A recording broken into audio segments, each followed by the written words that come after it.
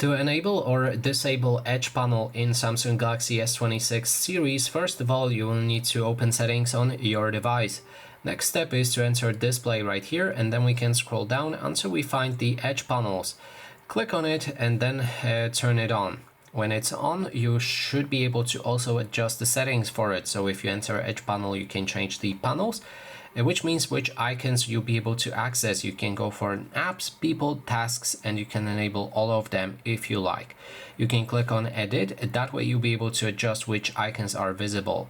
You can also go for a handle, which allows you to change how the handle on the left or right appears. So choose the position and then change the color for it, how transparent it will be, how big it will be, and how thick it will be.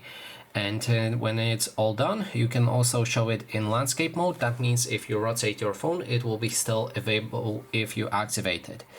Now you can also slide it out, and let's say that you want to remove those three icons, you can also do it. Click on the pen button right here and then those dots, and that way disable Galaxy AI features to remove those icons.